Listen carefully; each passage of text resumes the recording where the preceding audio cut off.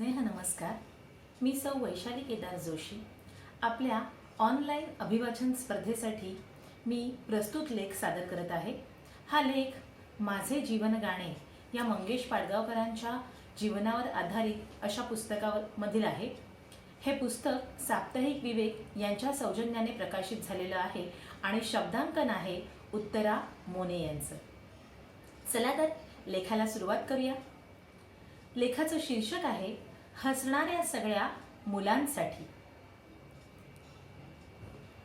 मी शाळेत होतो तेव्हाची गोष्ट. आमच्या पुस्तकात आनंदी आनंदगणे इकडे तिकडे चोहीकडे ही कविता होती.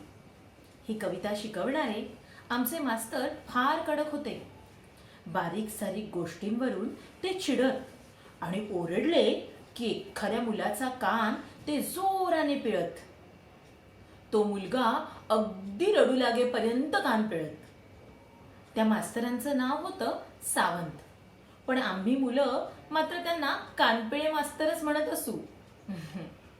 आनंदी आनंदगडे ही कविता आणि ती शिकवणारे कोण तर कानपिळे मास्तर.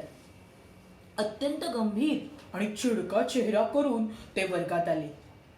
त्यांनी कपाळावर जितक्या घालता येतील तितक्या आठ्या घातल्या आणि दम देताना काढतात तसा आवाज काढून ते म्हणाले, पुस्तकं उघडा आणि आनंदी आनंदगडे ही कविता काढा.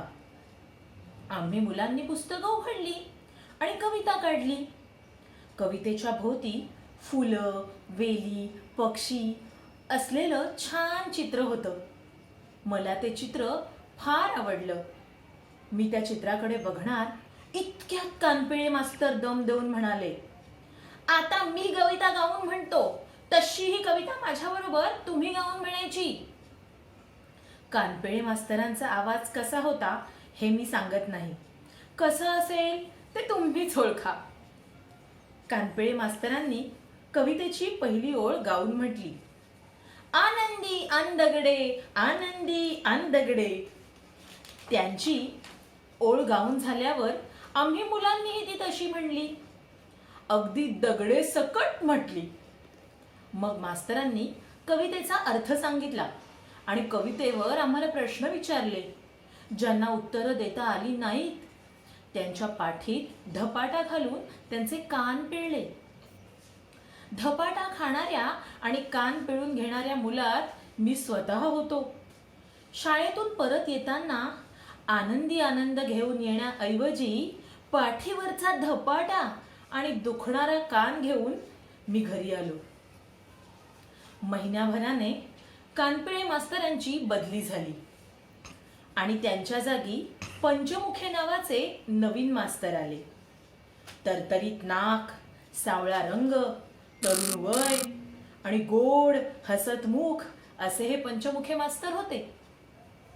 ते आमच्या वर्गावर आले आणि म्हणाले, मुलांनो, तुमच्या पुस्तकातली आनंदी आनंदगडे ही कविता आज मी तुम्हाला शिकवणार आहे. आम्ही बघतच राहिलो, कारण ही कविता कानपिळे मास्तरांनी आम्हाला आधीच शिकवली होती आणि या कवितेचा आम्ही चांगलाच धसका घेतला होता. आम्ही सगळे एका आवाजात म्हणालो, नको, आम्हाला ती कविता आधीच शिकवली आहे. पंचमुखे मास्तर गोड हसले आणि म्हणाले, हरकत नाही, माझ्याकडून पुन्हा एकदा शिका. मला ही कविता फार आवडते, तुम्हालाही ती आवडेल. मास्तरांचे हे शब्द ऐकून मला आश्चर्यच वाटलं. कविता ही अभ्यासाला लावलेली असते. तिच्यावर प्रश्न विचारले जातात. या प्रश्नांची उत्तरं तोंडपाठ करून लिहिली की परीक्षेत चांगले मार्क वगैरे मिळवता येतात. हे सगळं मला ठाऊक होतं, पण कवितेत आवडायचं ते काय? कविता आवडण्यासाठी थोडीच असते. पंचमुखे मास्तरांनी प्रथम कविता गाऊन दाखवली. चाल सोपी होती. मास्तरांचा आवाज गोड होता. ते तल्लीन होऊन कविता म्हणत होते. मला त्यांनी ती कविता इतकी छान शिकवली की त्या कवितेतल्या सुंदर कल्पना माझ्या डोळ्यांसमोर उभ्या राहिल्या. कविता ऐकताना मी मला विसरून गेलो होतो. त्या कवितेतला आनंदी आनंद माझ्या मनात निर्माण झाला होता. कविता शिकवून झाल्यावर पंचमुखे मास्तरांनी परीक्षेची तयारी करून घेण्यासाठी विचारतात तसे प्रश्न विचारले नाहीत. त्यांनी फक्त इतकंच विचारलं, कविता आवडली? आनंद वाटला? एका क्षणाचाही उशीर न करता आम्ही सगळी मुलं आनंदाने ओरडलो, होय. आमच्या त्या होयमध्ये बालकवींची ती आनंदी आनंद गडे ही कविता जणू काही भरून राहिली होती. मला अनेक लोक विचारतात, तुम्ही मुलांसाठी कविता का लिहिता? त्यांच्या या प्रश्नाला माझं उत्तर असं, कविता लिहिताना, कविता वाचताना, कविता स्वतःशी गुणगुणताना मला अतिशय आनंद होतो. तसा आनंद मुलांना देता यावा म्हणून मी त्यांच्यासाठी या कविता लिहितो.